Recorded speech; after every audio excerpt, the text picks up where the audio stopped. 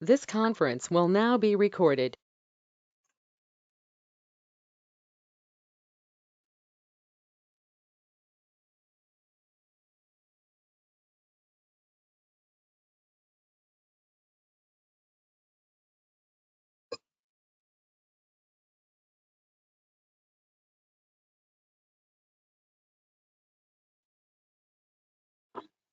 Good morning, sir. Good morning. I'm just taking a picture. Yes, we shall wait for about 8 minutes, sir, so that the participants can join. No problem. And thank you so much for all the arrangement, and it's very well done. Congratulations. Yes. Thank you very much, sir. And indeed, it is our honor to have such eminent and experienced professional in our FDP as a resource person, sir. Thank you. It's my pleasure and happy to be part of it.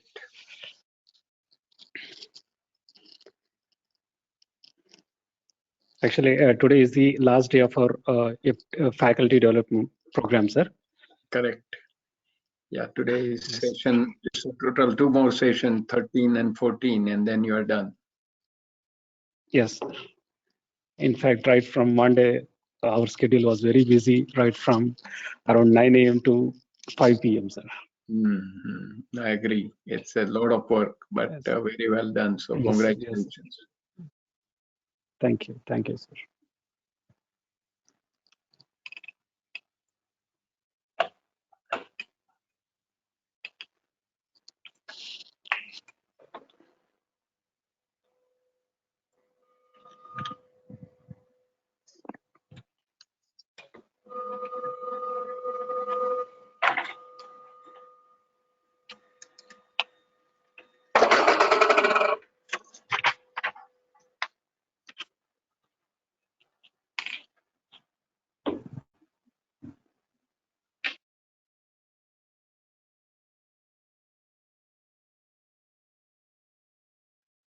Can we check out the presentation things if you allow me to share the screen?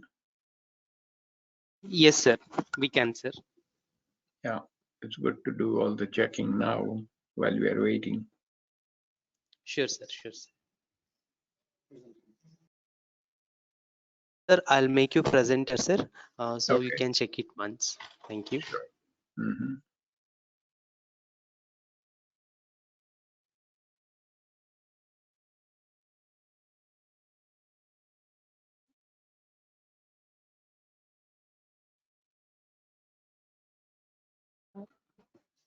Sir, Okay. now you are presenter, sir.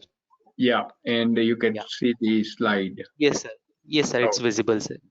Wonderful. So I'll stop sharing.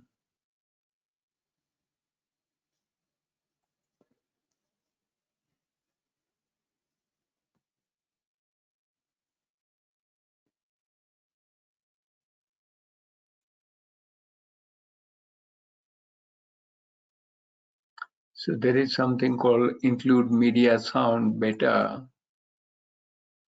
Sir. Maybe that may solve the issue. Let me see. If we go to slide number, I'll just move it forward.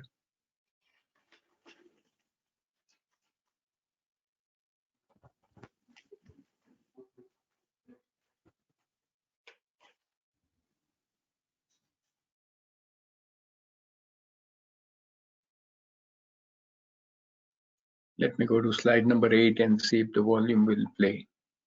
Sure, sir.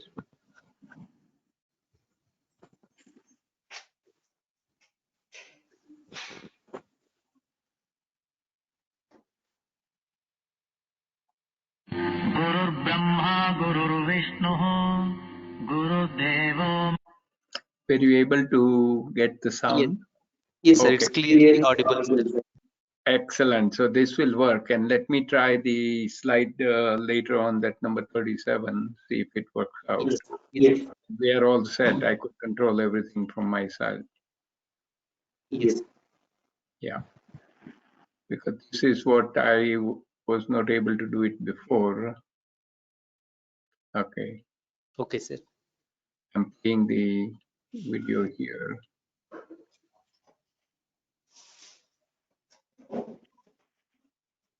was born with a silver spoon in my mouth, I know.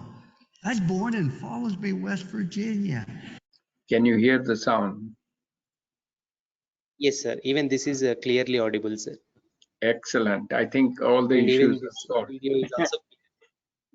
Yeah. Yes, So exactly. I should be, Hope, I should be able yes, to do everything everything is from fine. my side. Yes, yes, you can, sir. Wonderful. Thank you, sir. Yeah, wonderful. And let's see, I'm trying to.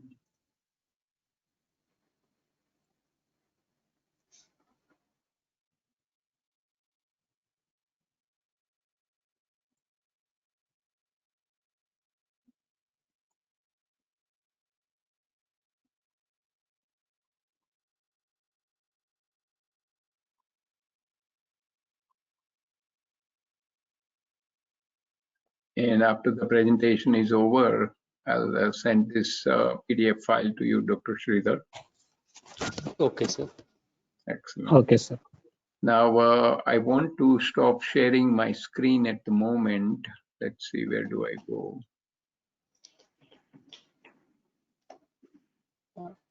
Stop sharing. Got it. Yeah, All it right. stopped, sir. Yeah.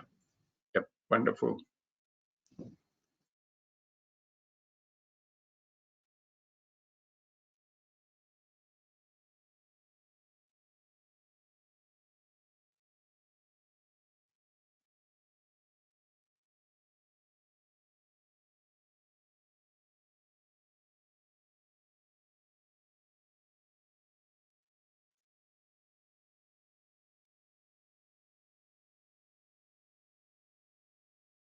And actually, it's what's happening is in the 2 weeks, I'm doing almost about 7 FDP resource person. So 2 places I've been doing chief guest, and one or 2 places 2 presentations. Yes, sir. In your earlier conversation, you have said about you are the chief guest in NIT. Yeah. Local, I think, sir.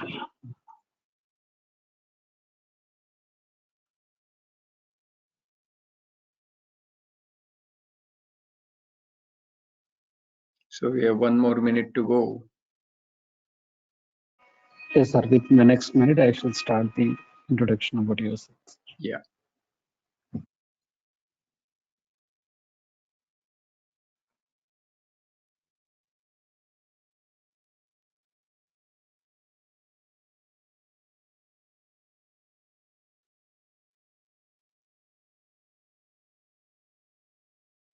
And if you could activate your screen, I'll take one more photograph with you. Sure, sir. Sure, sir.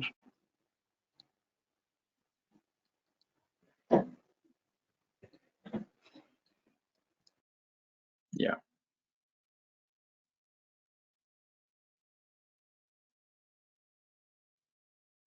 Sir, shall we start the session, sir? Yeah.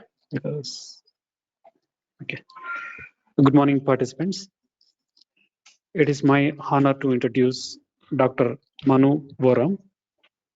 Dr. Manu Vora is a chairman and president of Business Excellence Incorporation, a global quality management consulting firm. He has over 46 years of leadership experience in guiding Fortune 500 companies with US Baldrige Performance Excellence Assessment. For over 28 years, he has taught operations management courses at various business schools globally. He has contributed at over 680 educational institutes worldwide and taught to well over 12,000 people. In the year 2016, he was appointed as Fulbright Specialist by the United States Department of State.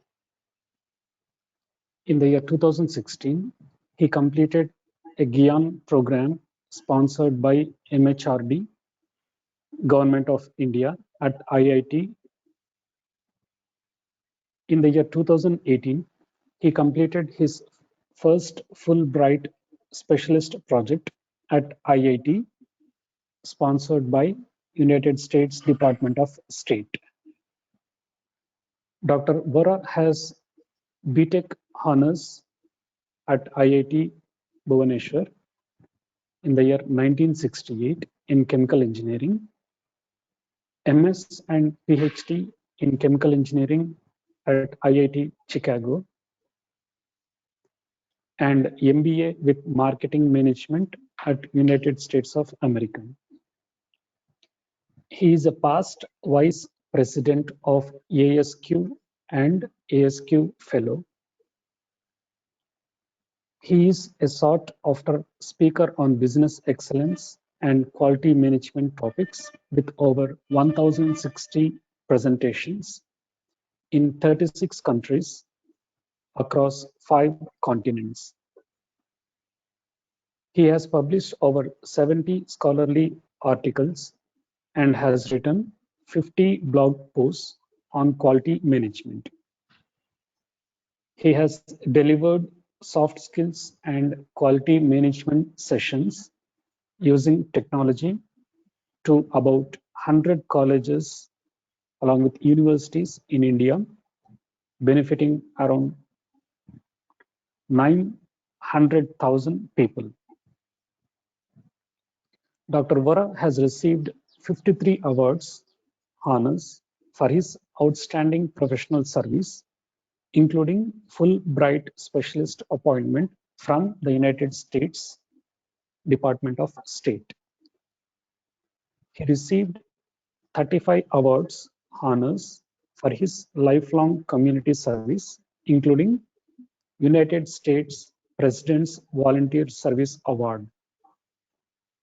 In the year 1968, he received J.N. Tata Scholarship for his graduate studies at IIT Chicago, United States of America. So with a brief introduction about Dr.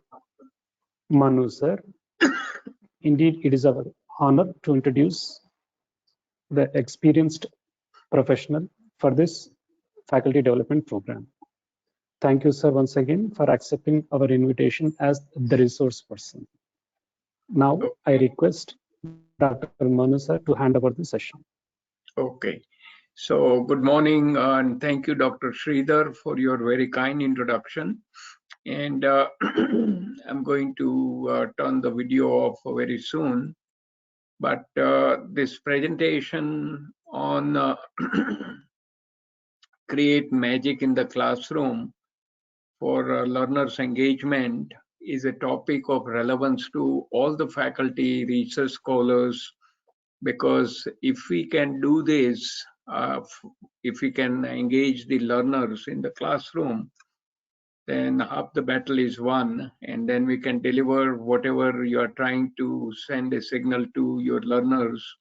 In this particular FDP, all of you are learning about artificial intelligence, very critical subject.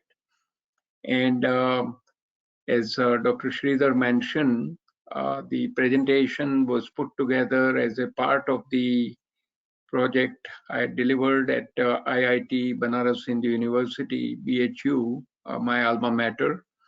And this is the outline for the program. I'll share briefly with you my background, and just give me 1 second. Yeah. Then importance of planning on everything we do, including preparing for the class and engaging the students in the class, etc. Then we will quickly review the benefits of engaging our learners, as well as the downside on the opposite end. If the learners are not engaged, what can happen? And let me see, I'll turn off the camera so that way it moves quickly. And then I'm going to take you through the memory lane about my learning experience from the master teachers from high school, undergraduate, graduate, and postgraduate levels, about 19 years. And then I have put together a simple slide, 12 keys to the kingdom for learners' engagement, and quickly run through my experiences for the last 28 years teaching globally, starting with US, India, and other places around the world. And I want to share with you a very important topic of soft skills, why it is so important, including the World Economic Forum, what skills are needed for the students to be successful. We'll summarize the talk. And there is a wonderful motivational talk by famous football coach Lou Holtz from University of Notre Dame. And each of the modules in the FDP, I think we need to put a focus on what are the two key takeaways so that when you go back to your institute, you can start deploying what you have learned in this FDP. So it's not just listening, but taking it back and applying it so that you get the best results going forward.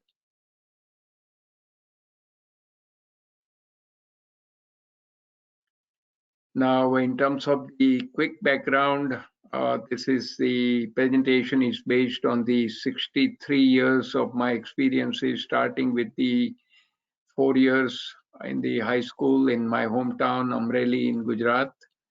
Then 2 years post-secondary at Khalsa College in Mumbai in Maharashtra. Then 4 years at IIT BHU, Varanasi University, 64 to 68. And 7 years at Illinois Institute of Technology, Chicago, to do my graduate and postgraduate work. Then working in the chemical industry, I started doing my MBA part-time and then accelerated it to get my MBA degree with marketing management from the Khalsa Graduate School of Management.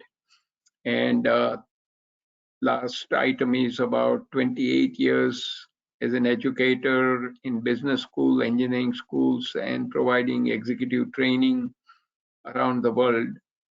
And as I mentioned, this is the part of the presentation which was developed for the Fulbright project. Okay, now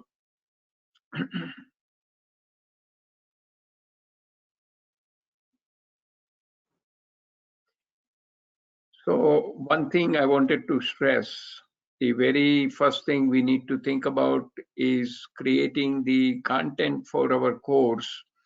And in order to do that well, what we need to do is focus on planning, which is essentially we can learn from Dr. Deming, who was the quality stalwart. He, along with Dr. Juran, so Dr. Deming and Dr. Juran were sent by the US government to Japan to rebuild their industrial economy. And Dr. Deming has given this wonderful cycle on planning focus, which is Deming cycle, known as 4 parts to the cycle: plan, do, study, and act. So the issue is if we don't do the planning and we start executing it, there could be a lot of difficulty because we are shooting in the dark. Versus if we have a good focus on a plan with a 10% excellent plan, but then we spend 90% flawless execution, it will give you the best value for whatever activity you are undertaking as a faculty. And important to remember that planning without execution is futile, but the execution without planning could be fatal. And my observation teaching in India since year 2006, that we generally have not much of a focus on planning. A lot of things happen at the last minute and things work out fine, but people have to scramble if things don't go well. So that is essentially the key point, that we do need to focus on planning, and that excellent plan needs to be executed, and everything has to be done properly. So when you have a plan, you start executing it, that's the do. And once you have executed your plan, you need to study your results. And when the results are reviewed, if they are not up to the mark, then you need to make essential changes. That's the act part. And then you continue on the cycle of planning, plan, do, study, and act. So this is the foundation, more focus on planning.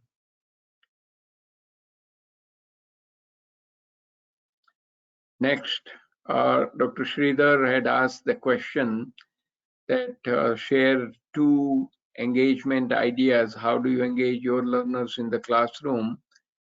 Out of 100 plus people, I believe somewhere around 38 people gave the input. And when I scanned through that input, these are the keywords I was able to pick up. And that is providing the quizzes in the classroom, have open discussion, foster the collaborative learning, set very clear goals, add some video components in your presentation, make the content very creative, conduct some polls, practical examples, make it very interactive, make it informative, and reward the engagement, assign some group work, and ask your learners for their opinions, set up some brainstorming sessions so everybody gets engaged, ask questions of your learners, allow the think time, essentially focus on real world learning, and most important, activity-based learning. So these are wonderful ideas for those people who made the input. And thank you for providing this good suggestions on how do you engage your learners in the classroom.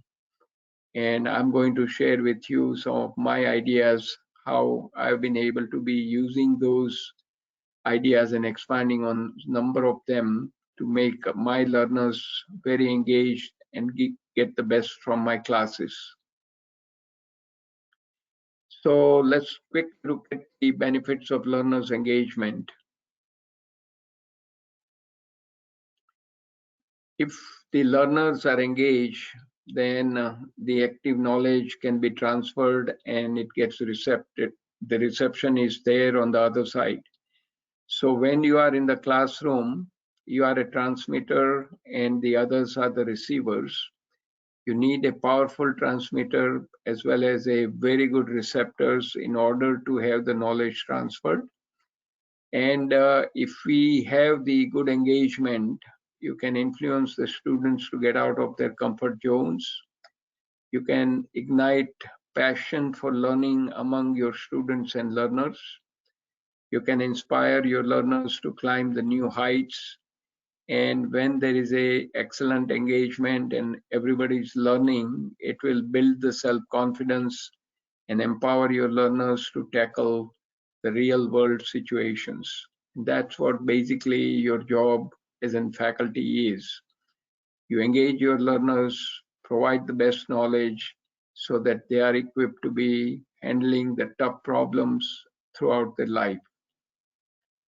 Now, in terms of the downside, if you cannot engage your learners, and if you do engage your learners, you get the star, gold star and green star. Okay, on the flip side, let's review quickly. If the learners are disengaged, what will happen is whatever discussion you are doing with your learners is ineffective. There's not much proper communication going on. You are wasting your valuable time and resources on your side as well as student side. And there is not much interest on the part of the student to absorb the new ideas you are sharing because they are not fully engaged. And you can miss the opportunity to empower your students. And this emoji speaks for itself. You are doing your best, but nothing is getting transmitted.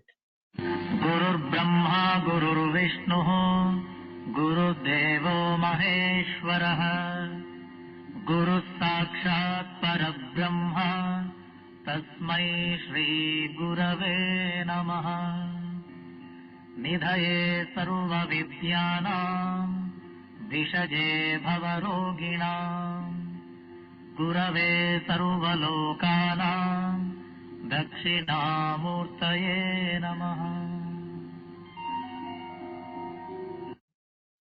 So this was the tribute to all my teachers and gurus, and I'm going to take you through the journey of my life where I learned from the master teachers along the way. So I'll begin with my high school, and this is the picture still available from the Google. Exactly the same place I spent my valuable years, 58 to 62, in my hometown of Amreli. So I will take 3 outstanding faculty from each of my places of studies and talk about how they were the master teachers and what things they essentially empowered me to learn from them. So first one is the principal, N.S. Trivedi ji. He was excellent administrator, and he was able to recruit the best faculty so that the students can get the best knowledge. He did not teach any classes, but he was extremely busy in terms of managing the administration of the school. We had 30 students per class, and 4 years, so 120 students studying in the high school. Then I had a teacher, Sri Rajguruji, who taught mathematics, and he had a unique way of teaching both theory and a practice in the classroom. Now, during the math classes, what he will do is half the class period will be devoted to sharing the concepts and discussing new ideas.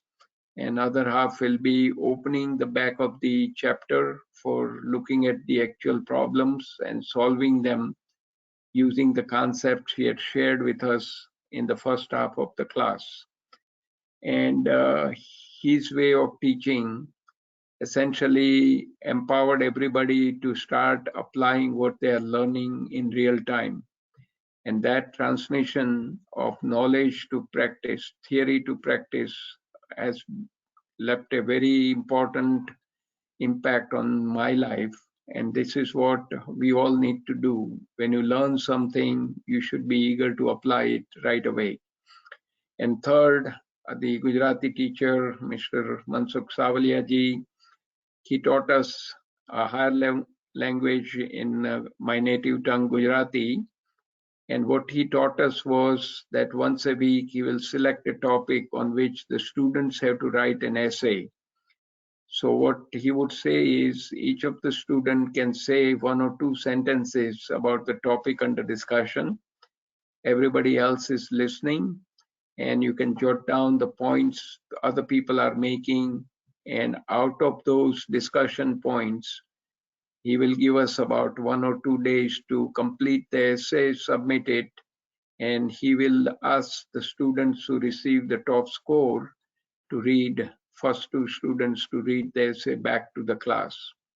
So not knowing about this tool called brainstorming, he was doing this in real time, creative brainstorming, to write some essays on important topic by involving the entire class.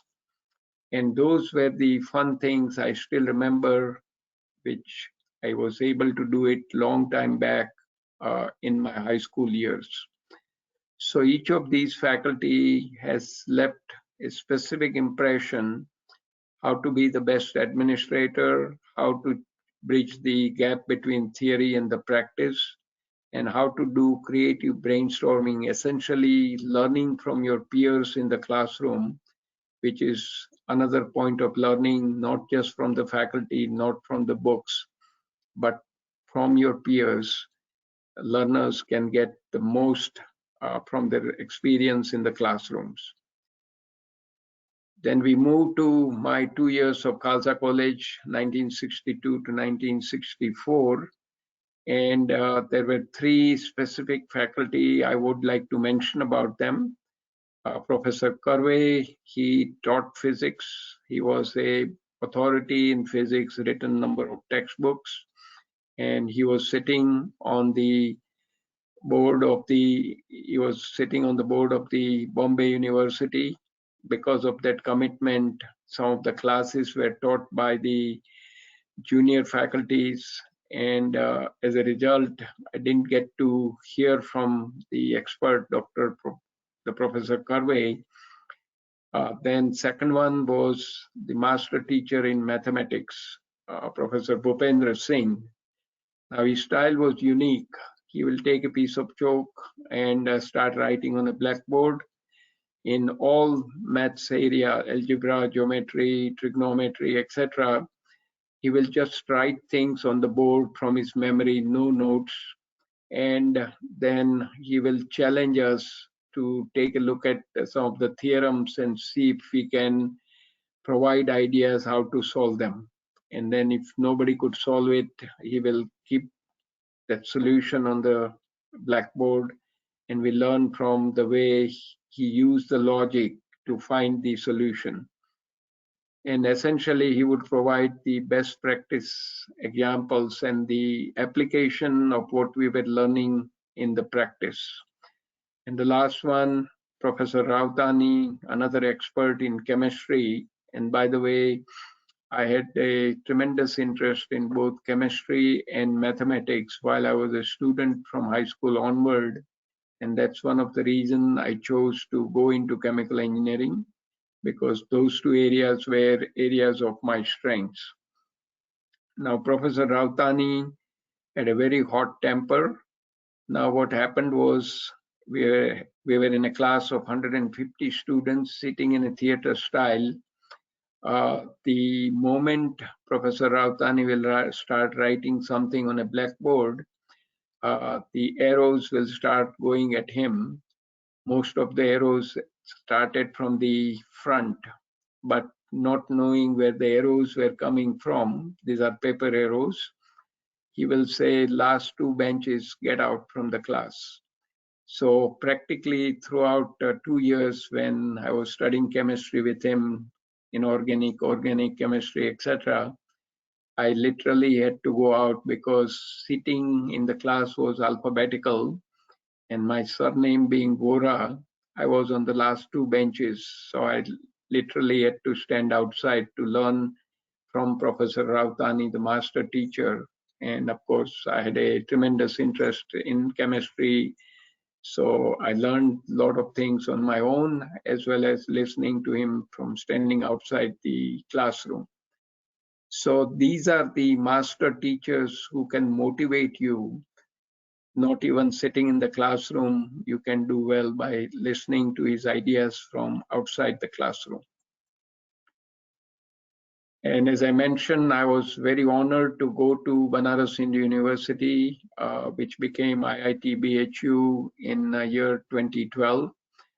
I spent my golden years, 4 years, 1964 to 68 at IIT BHU. And there I would like to mention three master faculty. Late Dr. Gopal Tripathi was chosen by Pandit Madan Mohan Malaviya, the founder of the BHU, to go to US, receive 2 masters and a PhD, 2 masters, one in chemical engineering and one in metallurgical engineering, and PhD in chemical engineering from MIT and University of Michigan. He had a elephant's memory, and he took one course. I took a course with him on petroleum engineering. He's had a unique style. He never used to have any notes or any material. He will start telling the stories about the petroleum engineering from his practical knowledge and his years of learning about the topic. And he will share the stories and will able to remember what he was imparting, the good knowledge about how the petroleum engineering works. And his memory was such that we had 60 students in each batch. So 4 years of 60 times 4, 240 plus MTech students. He would remember everybody's name, and if he meets you outside the classroom, anywhere in the campus, and this was a residential program, he will address you with your proper name and find out what you are doing and how you are doing. So that kind of personal connection and caring for the student leaves a great impression that the faculty cares for you and they are all looking out for your welfare and your well-being. Next, Dr. G.N. Pandey, he taught me kinetics, and he was also a young faculty, about 4 years senior to me, with the great pedigree, IIT BHU, BTech, IIT Kharagpur, MTech, and PhD from IIT BHU again with Dr. Gopal Tripathi. He was fairly young and very friendly faculty, and his focus was to create interest in the subject with working with the students, and both inside the classroom as well as in the labs.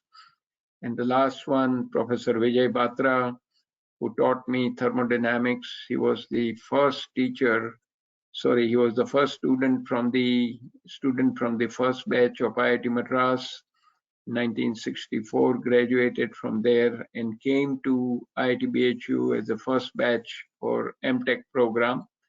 And he has a subject mastery, and he was extremely student friendly because he was only a few years senior to all of us in the classroom.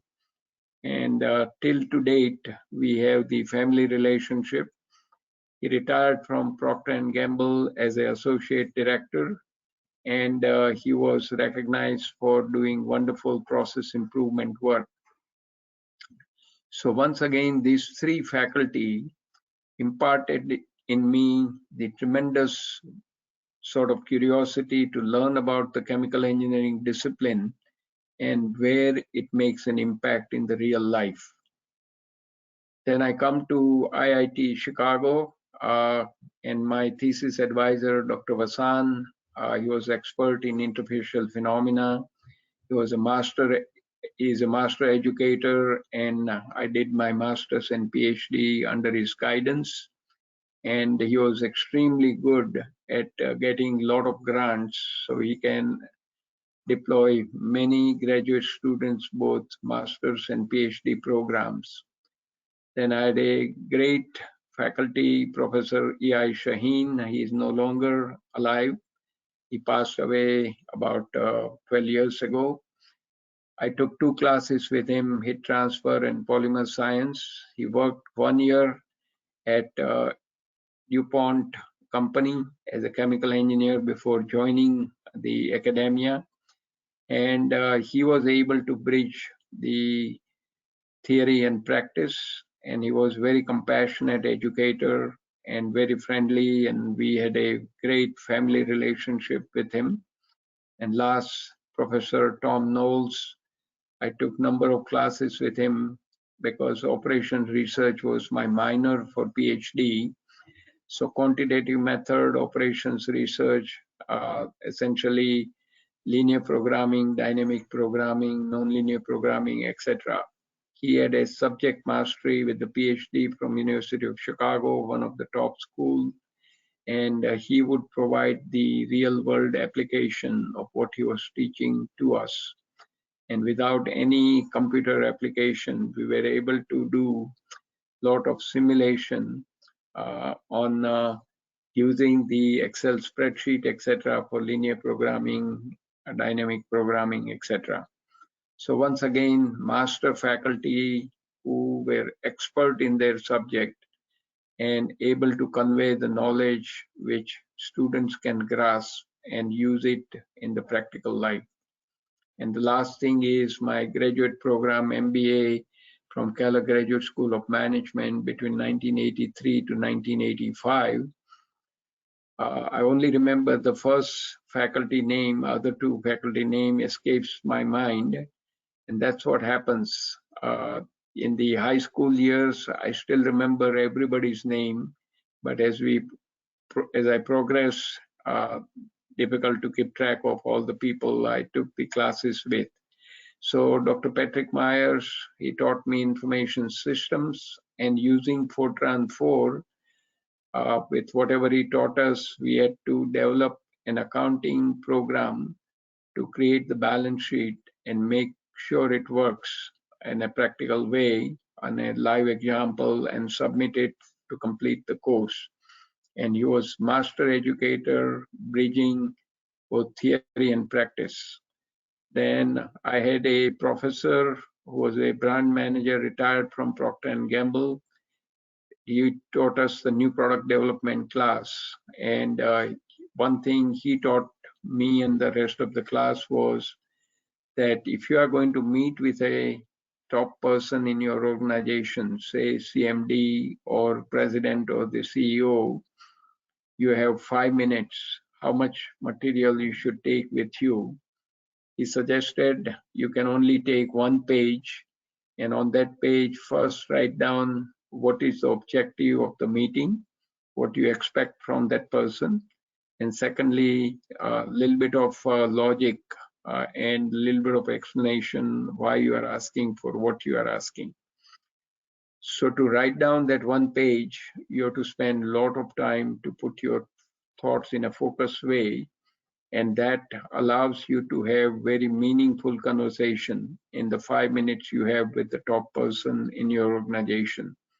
Because as you know, the top people are very busy, and if you are not focused, even if you meet with that person, your objective will not be achieved. And the last one, professor of market research, he was working in the field as a VP of marketing research, and we had to do 2 live projects to conduct the market research on a new application of a service offered by the AT&T. And then there was another application for which we had to go out and do the practical survey. Now, what he taught us was that doing survey is easy, but designing the proper survey instrument, how the data will be collected, and how the data will be processed to prove or disprove the hypothesis you are developing. So A to Z of doing the market research in the proper context, that's the discipline and the learning I had from him. So as you see, all these different faculties along the way has given me very specific ideas how to succeed in life and deploy that knowledge so that I could pass it on to my students and my learners. Now, there is an interesting quote we can focus on.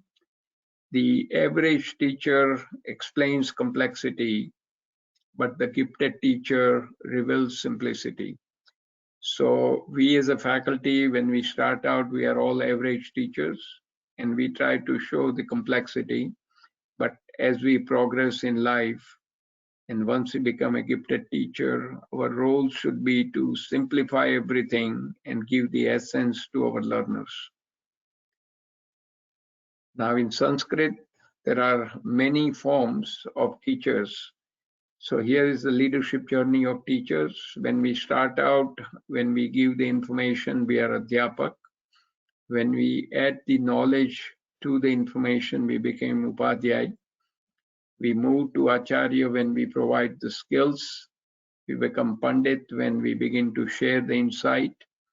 We become Drishta when we provide the visionary thinking. And ultimate aim in life as a faculty should be to share the wisdom from over the years of experience. Then you become the guru. And faculties educate students by engaging, energizing, entertaining, and empowering them. So keep in mind that all of us are on this journey to start from Adhyapak, depending on when you join the part of the journey, and then ultimate goal in life to become the guru in your subject area. Now, last 28 years of teaching, during the time I was putting together the mini project for the Fulbright Specialist Project at IIT BHU, I got this model crystallized, which is CSIR, very famous in India, Council of Scientific and Industrial Research. That is when we teach the faculty in a collaborative way under the guidance of the scientific knowledge by expert faculty. And when faculty does a lot of introspection and reflection, that learning will be very well received, as well as that will stay with you for a long time. So the retention will be the maximum. So collaborative, scientific, introspective, and reflective, it allows the faculty when they are learning, and this is the essence of learning from the peers and others in a collaborative fashion.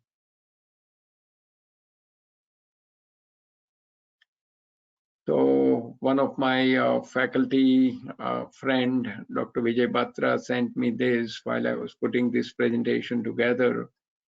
And that's a great teacher is the teacher imparts wisdom, maturity, and skill to others, validates direction, and ensures completeness. Now, the teacher, the great teacher, kindly stay on a mute, everyone. Thank you. The character qualities for a great teacher are the self-control, reverence, diligence, thoroughness, dependability, security, and patience. Now, here is the crux of the matter for engaging your learners. So again, during the Fulbright project, the ideas got crystallized, all my teaching over the years, that my learners and the students, I involve them in their own learning. And then when they learn something new, they're required to apply it on a project and in a real world application.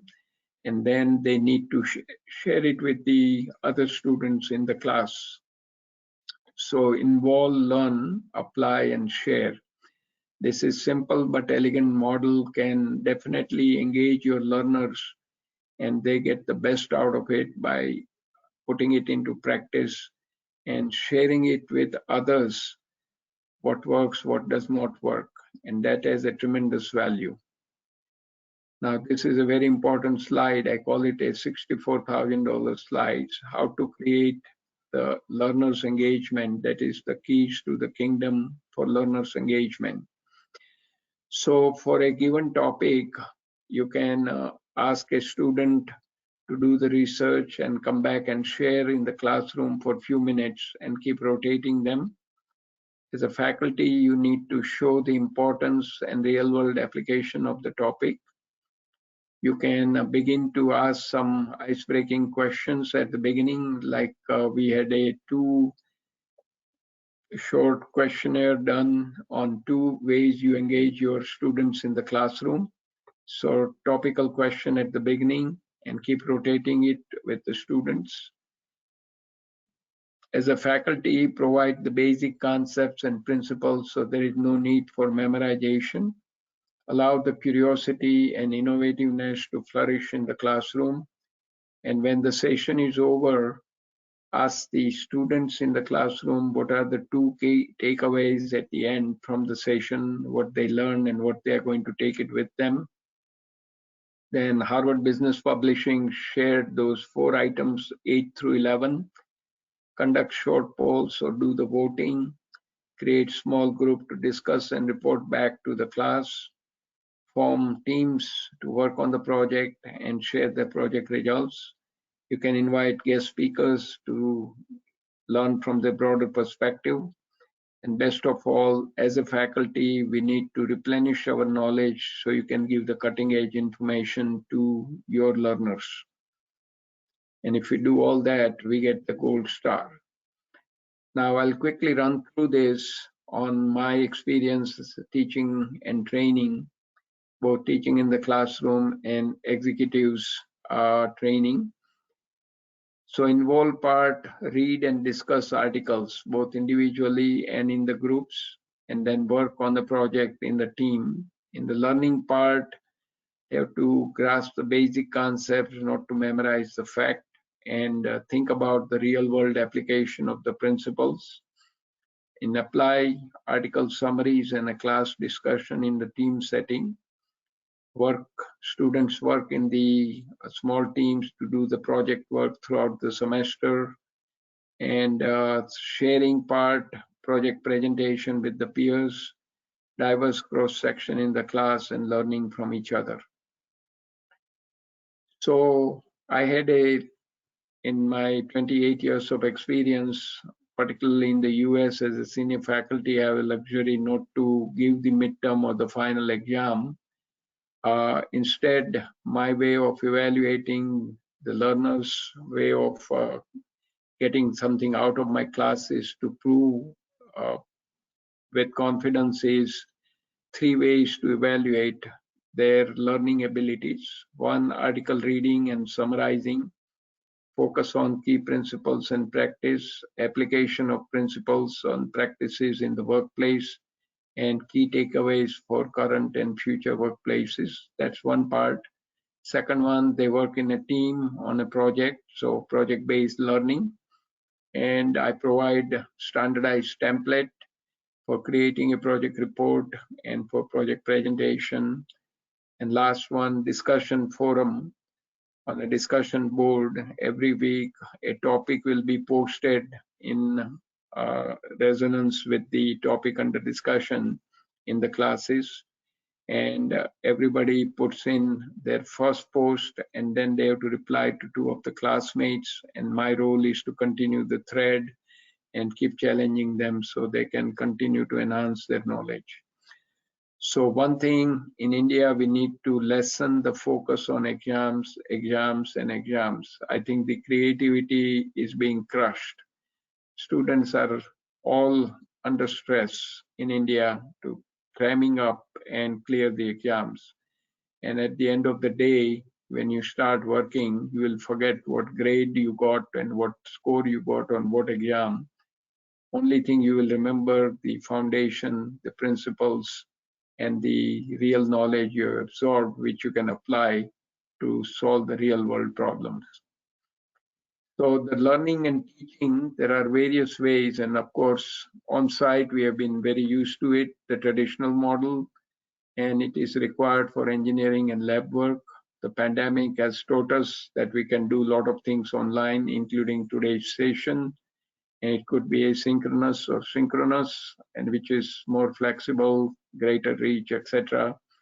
And the last one is hybrid combination of the two.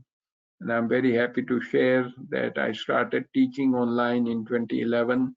So almost 10 years of experience, much before everything started under pandemic, where all of you are doing it online. So critical importance of formal training is very important for online teaching and training. So learning management platform, I've used all sort of them: Blackboard, Canvas, Google Meet, GoToMeeting, like today, MS Team, WebEx, Zoom, etc. Constantly renew the knowledge. So we should become the lifelong students and have that discipline in our learners as well. Build the bridge between practice and theory, engage the students in the classroom, practice, practice, practice, and have fun in the classroom. Guidance to the faculty at a very high level, proper course planning, clarity of the evaluation scheme in the beginning, and keep it fixed, do not keep changing it. If you are forming a project team, allow one person to become the lead person for accountability, collaborative learnings among teams, and execute your plan with excellence. Make sure that people are using the time management to address the assignments. They read the guidance for the assignment, and reflection, and a succinct summary of articles will lead to better retention. And have fun when you share the new things, and empower yourself to energize your learners. two things I wanted to wrap up towards the end. Soft skills importance. More than 90% of the executives are saying that the new hires should have better soft skills, not just focus on the hard skills. And the last bullet says that the new hires, their ability to work in a team is more desirable than the analytical or the quantitative skills. So my personal experience working with students in engineering and business schools, brilliant students, they focus on hard skills, technical aspects, neglect the soft skills. So we started out with this Leadership Excellence series at IIT BHU, my alma mater. 6 items in blue, these are the soft skills, and 6 items in red, these are the quality management topic. And between 3 years window, 2013 to 2016, we are able to reach 6,75,000 students and faculties. And currently we are running a total 9 lakh students and faculties. This is a snapshot of all the places which have benefited. Madras Management Association, number of colleges where we took them through various sessions on soft skills. And now for engineering colleges, all the engineers, in the life, they will do the project. And in order to do the project well, they have to have the foundation in leadership, decision making, time management, teamwork, and then do the proper project, including risk management. Under the Indo-Universal Collaboration for Engineering Education, IUCE umbrella, we have taught 350 students and 15 faculties from 35 colleges with the assignments. And in November, December 2000, 78 faculty from 16 colleges received these 5 modules with assignments. Keep in mind, in the 21st century, we need to focus on 3 critical skills: teamwork, problem solving, and project management to be most effective in global arena. Now, this is the project where in March 18, 2016, I was at the BISEC studio in Gandhinagar in Gujarat, capital of Gujarat, where Commissioner of Higher Education, Mr. A.J. Shah in white shirt, gave me 45 minutes to talk about effective time management. And with satellite connection, we reached out to 5 lakh students in 450 colleges throughout Gujarat. And this presentation has been recorded professionally, and the link is shown. And I'll be happy to share my presentation PDF with Dr. Sridhar, and you can share it with all the attendees. Very briefly, top 10 skills from the World Economic Forum 2022 versus 2020. The 4 items in the color coding are repeated from 2020 to 2022. Now, if you reflect on the left-hand column, a lot of these areas are not covered at the university, at the colleges. So when students graduate, they do not have the specific skills needed according to the World Economic Forum. Very quickly, communication, one of the important soft skills. Bottom half of the slide says, no matter what job you have in life, success is determined 5% by your academic credential, 15% by professional experience, but 80% by your communication skills. So that is what is very important, and we neglect that. Verbal, non-verbal, written, and presentation skills must be meaningful, effective, and it all requires practice. Very quickly, future direction. I was invited in Egypt, in Alexandria, brand new university. Egypt has similar problem of unemployment, similar to India. So they asked me to put together a curriculum for soft skills. So leadership, communication, research method, quality methods, community service, entrepreneurship, and soft skills. And the idea was for the medical Pharmaceutical Engineering and Business School under a brand new university in Alexandria in Egypt. We created this curriculum, and students have to study along with the core discipline these 7 areas of soft skills and create a portfolio of their work, theory and practice. And that report card at the end of the 4-year or 5-year program, they take it to the employer and they stand out from the rest of the crowd. Bottom line is, when we master the soft skill, you master your destiny. Triangle of success, knowledge, skills, and attitude. We need to have all 3 of them. Knowledge, we come to the university and colleges.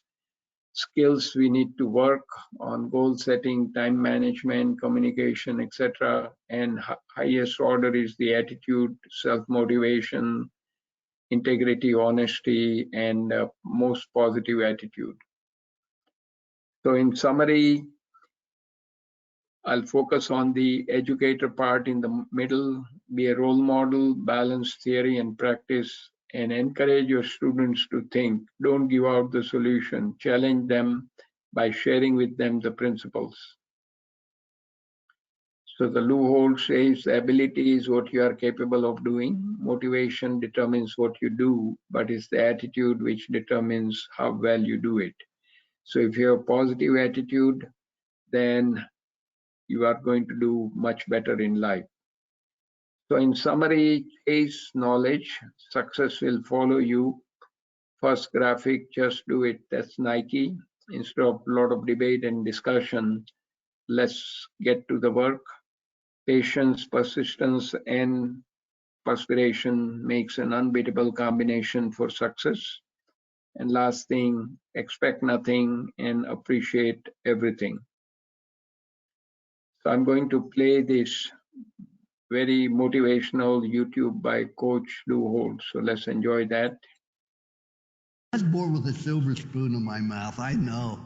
I was born in Fallsby, West Virginia. And I went by where I was born last night, about 10:30. I was born in a cellar at home, delivered by Dr. McGraw. We had 1 bedroom for my sister, myself, and my parents. We had a half bath and a kitchen. 7.5 years we lived in that place. There was no welfare. There was no food stamps. There was no safety net. But I always had plenty to eat. Because every time I asked for seconds, my dad would say, no, you had plenty. But the reason I was born with a silver spoon, my dad had only gone to the 3rd grade. That's all the education he had.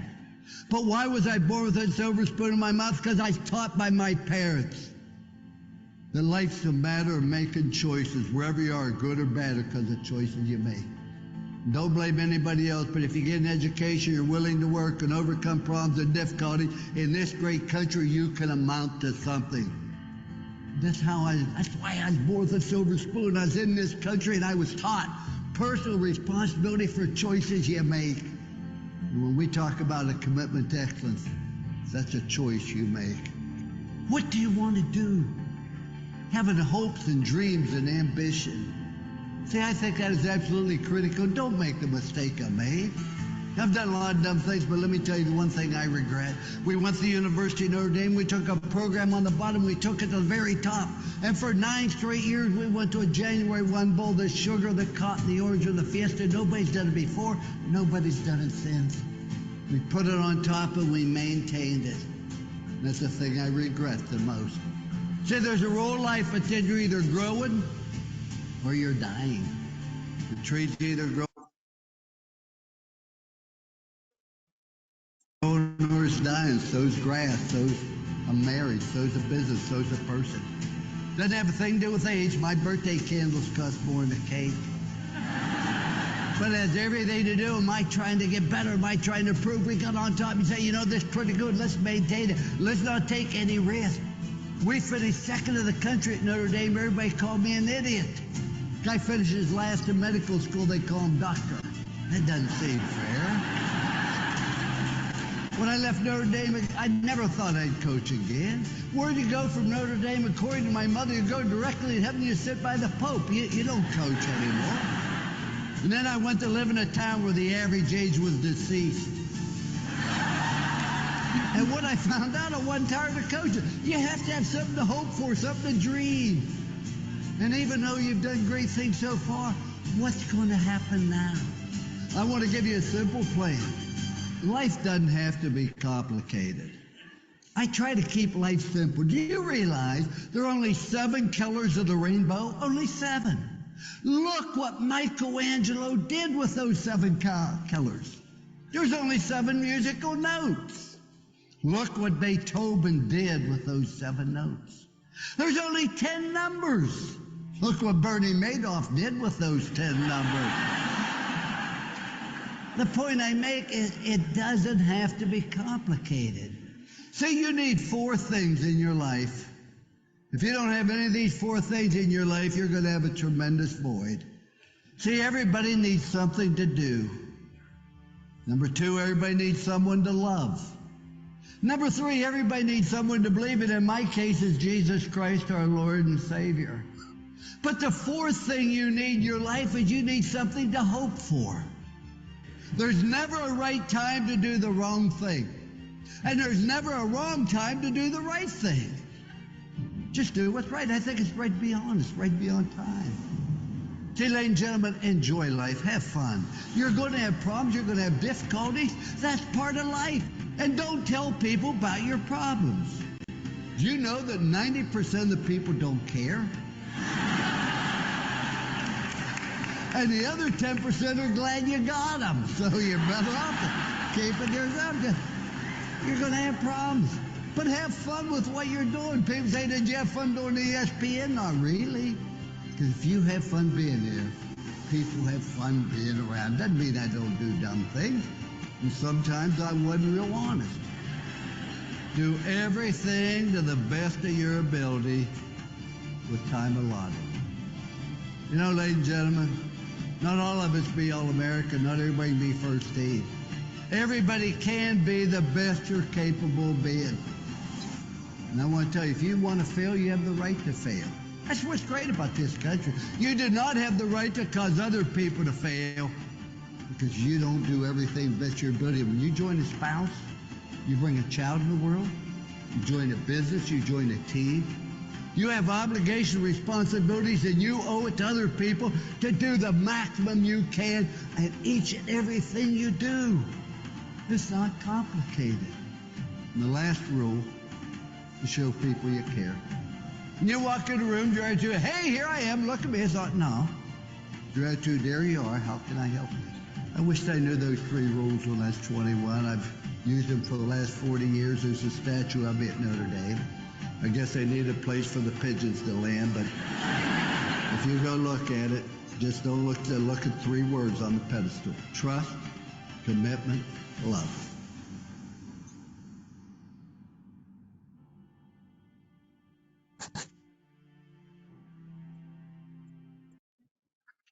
So excellent idea from the Coach Lou Holtz on how to do the best in life and how do we motivate our learners and engage them so that they do well in life. And keep in mind that as a faculty, we receive the rough diamond, the students. They have all the capabilities, they don't know what they have inside.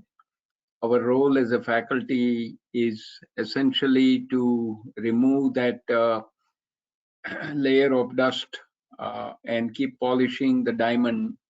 So by the time they're ready to graduate, they will shine in the real world.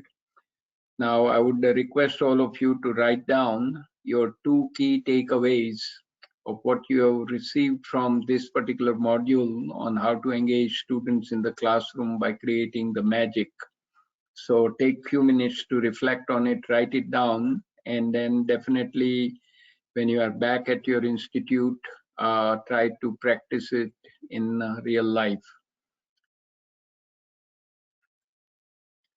And I want to make a disclosure here that it's my honor that the AICTE honorarium for this session will be donated at the Ramakrishna Mission Vivekanand Memorial, Vadodara, Gujarat, for value education project and eye care projects. And we have been working with the Ramakrishna missions since last 30 plus years, helping over 15 million blind people in India through the Blind Foundation for India work. And at this point, I'll stop sharing the screen and we are ready to take the questions.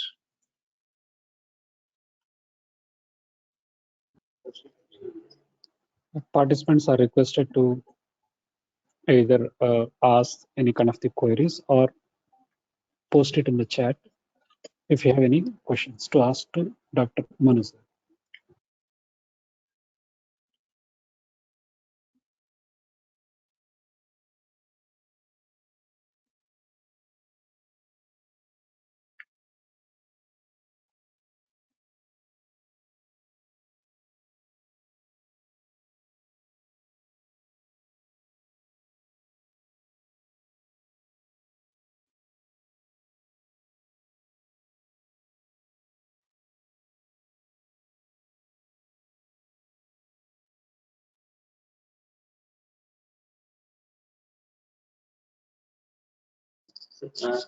Sir, we have already posted the 2 key ideas through Google form, Okay.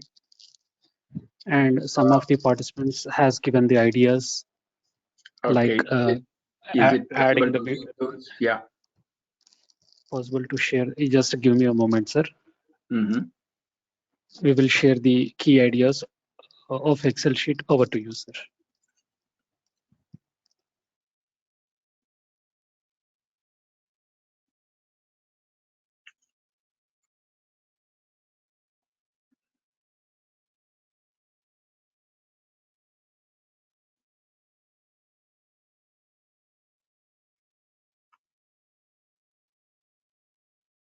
Okay, I'm not able to see any of those things. Could you just take a quick? Yes, sir. Yes, yeah. Yes, sir. We are sharing the screen, sir. Give me a moment, Okay. sir. Wonderful.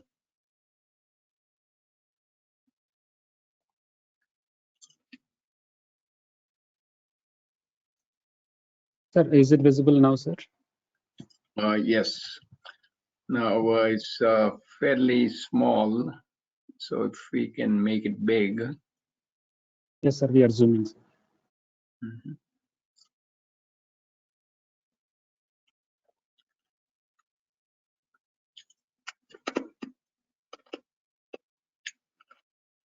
Okay, so adding video and quizzes, assignments, experiential learning, role play, ask question, activity-based learning, relationship with supervisor, learning culture, brainstorming, open group discussion, define roles, set up team, define set up goal, communication objective, useful session, interest and involvement, engagement and motivation, take the feedback, goal support and fairness, importance of topic, real world application, group discussion, validation, recognition, creative content, practical sessions.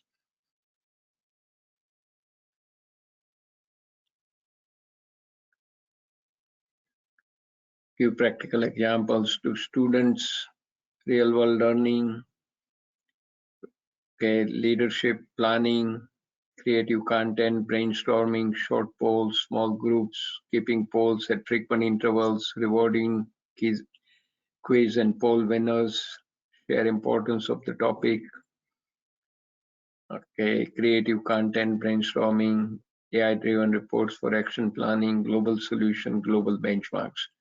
So I think this is wonderful. Those of you who have given the input, it's great.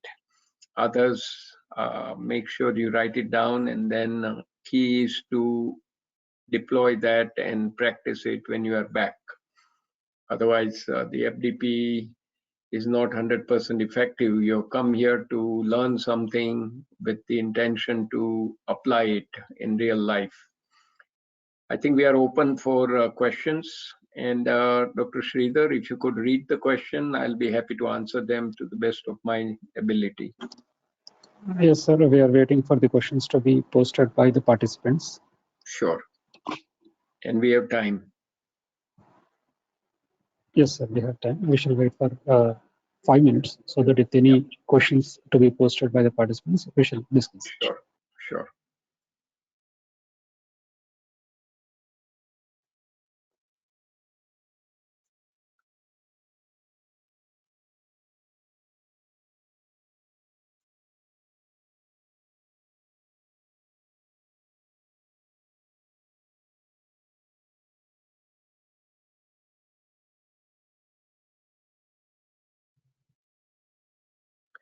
Okay, the question is SWOT analysis useful for students? Yes, definitely. Because that is one of the tools used for strategic planning by the leadership team. And if we can teach our students the SWOT analysis, and SWOT stands for strengths and weaknesses, internal scan, O, opportunity, T, threat. That's for the external scan.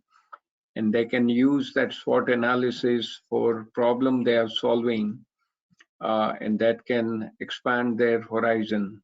So SWOT analysis is definitely useful. Okay, I opened the chat box so I could read the question also.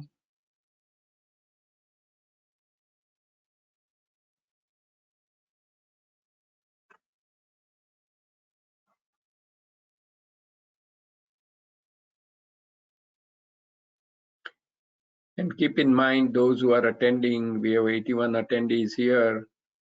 So key will be to ask the relevant questions so you can do more learning. And we have almost 20 more minutes, so let's not rush through, but ask the question. And sometimes the question you ask, others may have the same question and they are not asking, so everybody will benefit. So please.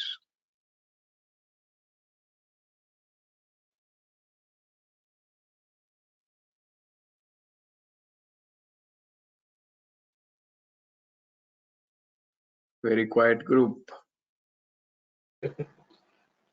Participants are requested to post relevant question to sir.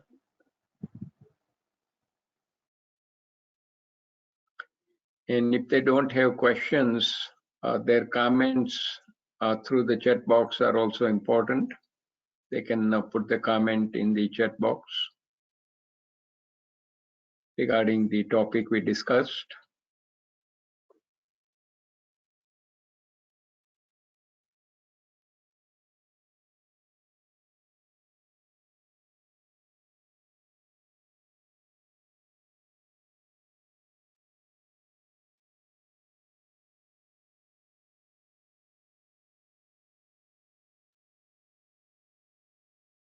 Sir, I feel like there are no more questions posted by the participants.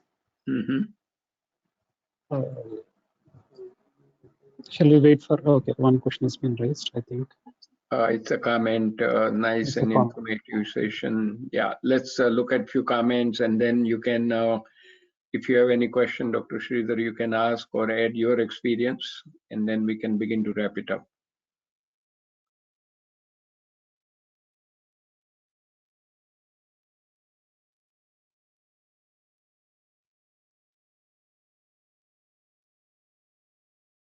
Okay, another positive comment, excellent session.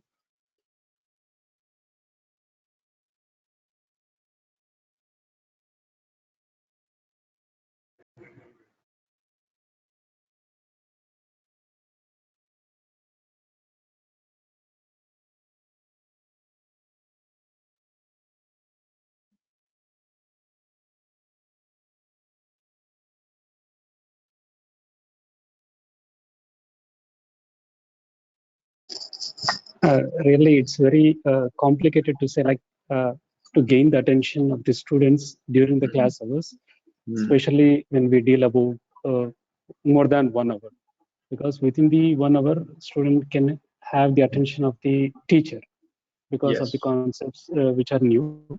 But more than 1 hour, then we feel very difficult in gaining the attention. And of course, to the teaching community, we know raising certain kind of questions during the class time after somewhere 15 minutes or half an hour. I feel like we can gain the attention of the students. Yeah, so generally my classes are 2.5 to 3 hours at a stretch. So every hour we take about 5 minutes of stretch break. And secondly, build in a lot of activities where they form small groups and doing discussion. So it's not constantly one person talking and everybody else is sitting and sort of getting bored. So breaking up the monotony is important. Also getting them engaged into some activity where all of them have to be doing something, working with their fellow teammates. So that also helps. And some of the ideas we discussed, assign a topic to one team, let them do some research, come back and share it with others, and learn from others' perspective as well, because everybody has something extra to contribute. So constantly keeping them into the loop and asking for their opinions, how to make the session more meaningful for them and more effective for them is also another way, by listening to them. And that way you can incorporate those in your teaching. What basic input to attract the learner? Basic input is the importance of the topic, its real life application, and any current events. You can sort of link it up with the topic you are discussing in real life. That will draw the attention of the audience and your learners. Yes, sir, that's correct, sir.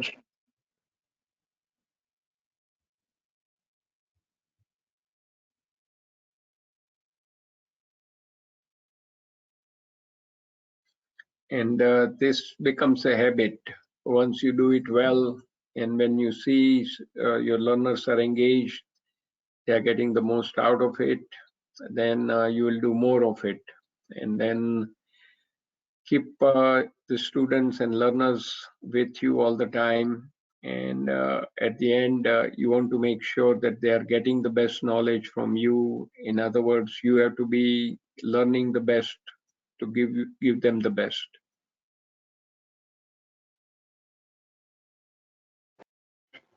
Sir, one of the participant has raised the question, what basic input to attract the learner?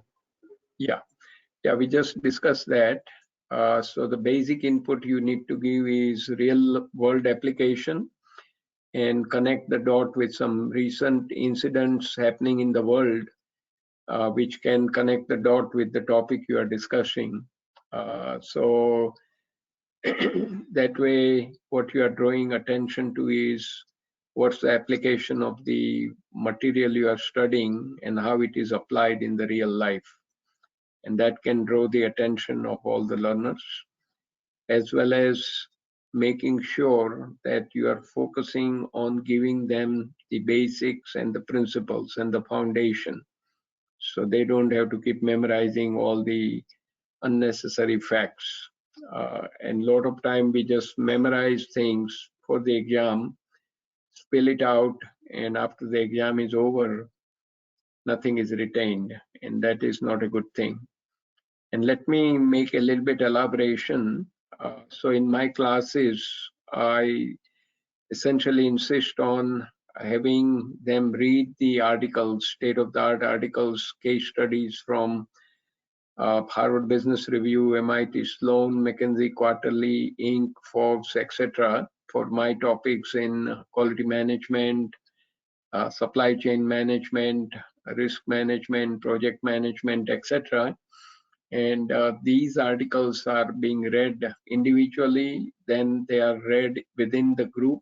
They have to form a consensus, and they write down 3 things One aspect is what are the key principles you are observing by reading this article. Second one is what applications have you seen of those principles in your prior or current work by individually by each member of the team. And third, what key takeaways you are getting out of this article which you can deploy in future. So by writing down a 2-page summary for the team of 6 to 7 people allows them to work with each other in a collaborative way. They can learn from each other and have some introspection and reflection and focus on writing in a simple and succinct way, which can help them to retain that knowledge about the topic they are reading. That is the critical way to learn things rather than passing through many articles and remembering none of them. And I find that challenges the student and it allows them to connect the dot, reflect on what they've seen, what has worked and what application of those principles were. Okay, looks like it's a very silent group here. So Dr. Sridhar, you can probably provide your comments and we can wrap up the session.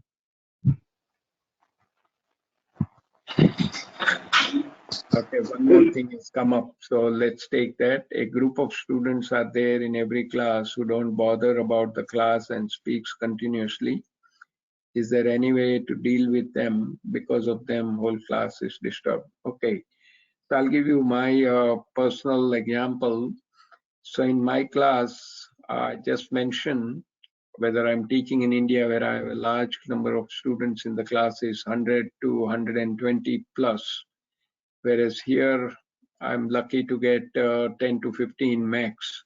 Sometimes I have 6 to 7 students in a smaller classes. So the rule of thumb is very simple. Only one person speaks in the class. So either me as a faculty is speaking, or if it is their turn to give their input, one of the person from one of the team will speak. So only one person speaks. Others are not allowed to speak. And you have to make that very clear that the discipline has to be maintained because others are there to learn. And if somebody just keeps talking continuously without paying attention to what's going on, they are disturbing the whole class. And remember the example I gave of Dr. Rautani. Of course, it's an extreme example. He will expel the last 2 benches constantly when the arrows comes at him while he's writing on the blackboard. Of course, we are not talking about that, but you have to have the discipline and the ground rules set up front at the beginning of the first session in the semester. This is how we are going to have the classes run. If you have something of value to say, raise your hand, and when your turn comes, you speak. Otherwise, faculty will speak, ask for others' opinion. You just engage a student and then rotate them. And that's how you can overcome this issue. You are bringing it up here. I hope that makes sense. Okay, Dr. Sridhar, back to you.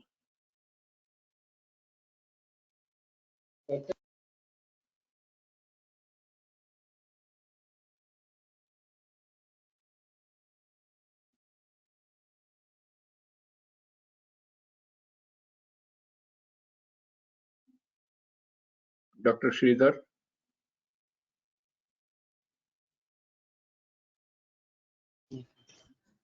Sir, good morning, sir. This is Suresh from GPREC Engineering College. Hi. So, co-coordinator of this event. Hello. Hi, sir. Yes, sir. Sir, actually, Sridhar sir had some technical issue, while he was working with you. Okay.